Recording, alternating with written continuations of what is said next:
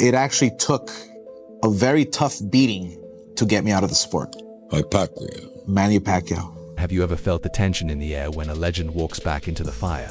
Have you ever dared to ask, does a true champion ever forget how to burn? What happens when the roar fades but the warrior's pulse still races? In that moment, everything is silent, except the echo of destiny calling him back. He beat the hell out of me. Manny Pacquiao would be right in front of me. He would, after hitting me 15 times, Oscar De La Hoya stood silently in the gym, the air pulsing with the crack of leather meeting canvas. Before him, a familiar silhouette glided across the mat. Manny Pacquiao, now 46, but still throwing punches like time hadn't dared touch him. No spotlight, no crowd, just the same devastating rhythm that once left the world in awe. De La Hoya watched, stunned. This wasn't nostalgia, this was defiance. And then I would be ready to hit him, and he would be wide open, and I couldn't pull the trigger. I just couldn't pull the trigger. He didn't come searching for memories. De La Hoya came to see if the fire still burned behind those fists. What he found wasn't a ghost of greatness, it was the raw hunger of a warrior reborn. Manny Pacquiao had returned not to relive the past, but to feel it roar beneath his skin again. Still remember to this day the conversation I had with Oscar when I first told him, hey, you should fight Pacquiao. De La Hoya finally spoke, his voice low, almost shaking its slice through the gym like thunder. He didn't romanticize the years lost. He didn't hide from the weight of legacy. What he saw in those rounds was real, grit in every jab, fire in every flurry, and in Pacquiao's eyes something electric, something that refuses to die. Oscar laughed. He's too little. He's too little, that guy. There is a difference of almost 20 pounds. He described Pacquiao the way you'd describe a storm wearing gloves. The man who shattered records in 8 divisions now trained like a kid chasing his first belt. Every movement precise. Every strike calculated chaos. It wasn't age that defined him. It was memory, violent, beautiful memory etched into his very bones. And De La Hoya knew right then that he had underestimated the soul of a fighter. People want to see that fight. People are excited. He's the guy that's coming up. He's fast, Oscar, but eventually your size is going to break him down. Then came the question everyone feared to ask. Why come back now? De La Hoya leaned in as Pacquiao answered, not with bravado, but with a quiet fire, because I still love it. And just like that, the gym didn't feel like a gym. It felt like a battlefield waiting to be lit. Watching him move, De La Hoya saw those reflexes, untouched. That power, still lurking. For years out hadn't dulled the blade, they'd sharpened it. The young bloods had knocked on boxing's door, but Pacquiao was the door. And as De La Hoya remembered his first time facing that elusive southpaw, he realized, legends don't fade, they wait. What's not right? I can see it in his eyes. He's not even throwing punches. What is he doing? Pacquiao snakes his left hand through De La Hoya's guard. Oscar De La Hoya shared tales that sounded more like legend and routine of Manny Pacquiao rising with the sun to run before the world stirred, then meditating at dusk like a monk after war. Between church pews and mid-sessions, he lived a life balanced on sacred discipline and violent precision. Critics once laughed at the idea that a man of his age could still strike fear. But De La Hoya painted a portrait that silenced all doubts. And then came the moment he reflected on their own brutal clash years ago, 15 punches, each crashing into him like verses from a sermon. De La Hoya admitted he had walked into that ring drained, misguided by a dangerous weight cut, unready for what he was about to face. He hadn't fought a man, he had fought a storm. That memory had haunted him ever since. But now it served a new purpose to remind him, and the world, that Pacquiao wasn't back for nostalgia. He never left. Even the way Pacquiao's team protected his privacy spoke volumes. Sparring sessions were sacred, not for cameras but for honor. And in those leaked glimpses, crisp, chaotic, graceful Pacquiao moved with the menace of a man not just preserved, but reborn. Like, fuck. He had no legs, he had no pop, he had no punch. De La Hoya spoke of the close-range drills. Those brutal rehearsals with no soft exits where threw every punch like it was the 12th round of a title fight. No shortcuts, no safety nets, just raw war. Every pivot felt like a challenge to time itself. De La Hoya laid out Pacquiao's entire odyssey from street prodigy to senator, and now, full circle back where he belonged. The upcoming showdown with Mario Barrios wasn't a tune-up. It was a declaration. Barrios was young, hungry, and skilled, but De La Hoya warned this was no ordinary test. Pacquiao's legacy could fill volumes. But it was the fire still burning in his stare that convinced De La Hoya this wouldn't be a performance, it would be a reckoning. In his final words, he urged Pacquiao to remember why he first laced up gloves to fight, not just for victory, but for hope, for nations, for every kid dreaming in the shadows. And then he said it, the phrase that rang like a prophecy. Legends never die. They fall, they rise, and then they rise again. De La Hoya turned, eyes twinkling, watching Barrios' shadow box near Pacquiao and quietly chuckled. Pacquiao is making De La Hoya look old, slow, ineffectual. De La Hoya has zero answers. There he stood, Barrios' muscles carved, focus locked, throwing combinations like thunder. But across from him, Pacquiao danced not with power but with poetry. Hands low, feet whispering over canvas. De La Hoya chuckled. The oldest trick in the book. Show the lion you still have a roar. Barrios had the weapons, but he didn't know how to stop what he couldn't touch. Then the coach barked, "Speed." Barrios exploded into motion, fists flying, but Pacquiao weaved through it like smoke, smiling as each jab missed. That grin mischievous, knowing De La Hoya said it was, the grin of a man who still ruled the kingdom. That smile alone could shake Barrios' confidence before the first bell. De La Hoya warned, this fight wouldn't be decided by power, but by mind games. He recalled his own early days, when a veteran's jab felt like an anvil crashing through. Dreams, precision, he said, never fades. One perfect jab can rewrite an entire fight.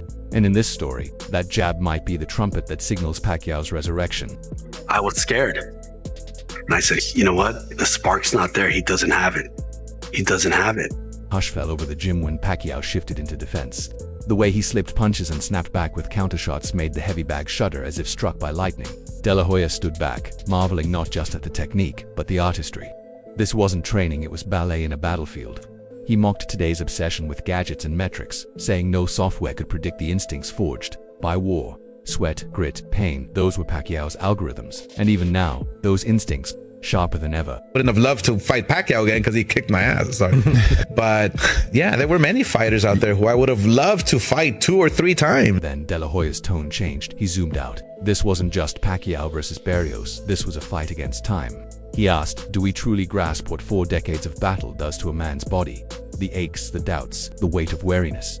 He didn't romanticize. He acknowledged every scar. Every night Pacquiao could have chosen comfort but chose the storm instead. De La Hoya said that decision, that refusal to fade quietly, was the hardest punch Pacquiao had ever thrown. You know what? So you had enough of Pacquiao, is what you're saying. Oh, trust me.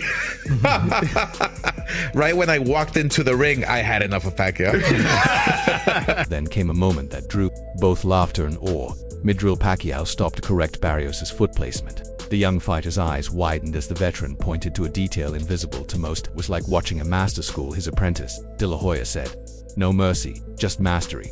He quipped that if Barrios felt embarrassed, he hadn't yet learned the ring's harshest truth. As Pacquiao shifted into speed drills, the gym transformed into a shrine. Every fist strike echoed like scripture. If half the athletes respected their craft like this, De La Hoya joked, we'd be watching saints throw punches. The silence said more than highlights ever could. Then came recovery, the unsung battle. De La Hoya described how soreness greeted Pacquiao every morning, yet the man met it with discipline, ice baths, massages, meditation, not luxury, not laziness, but ritual. And that, De La Hoya swore, was the real secret behind every legend's return. You thought that when you got in the ring? Oh, well, Rich, this documentary, my gosh, it's sad too at the end because it shows the whole Pacquiao situation. He painted a hauntingly serene image of Pacquiao, kneeling in prayer before unleashing fury in the gym. De La Hoya didn't call it ritual, he called it strategy. Faith wasn't just Pacquiao's comfort, it was his compass in chaos. And underestimating a man whose soul is calm in storms, De La Hoya warned that's a deadly mistake. He described a moment burned into memory, Pacquiao lifting a weight heavier than anything Barrios had ever pressed. His body didn't tremble, it coiled like a predator in stillness. De La Hoya scoffed at the belief that aging meant weakness. Real strength, he said, peaks when body and mind become a single weapon.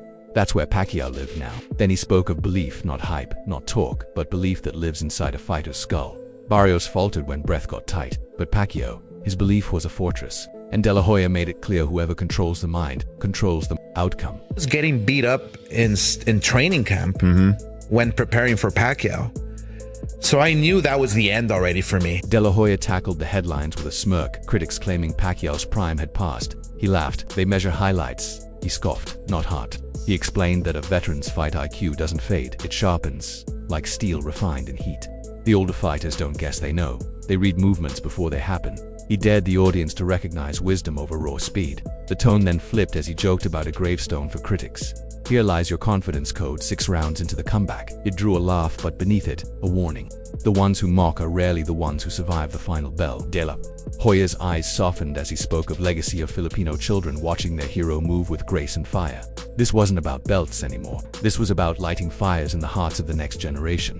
And that kind of legacy, he said, it doesn't fade, it multiplies. Because Pacquiao was just coming up. Yeah.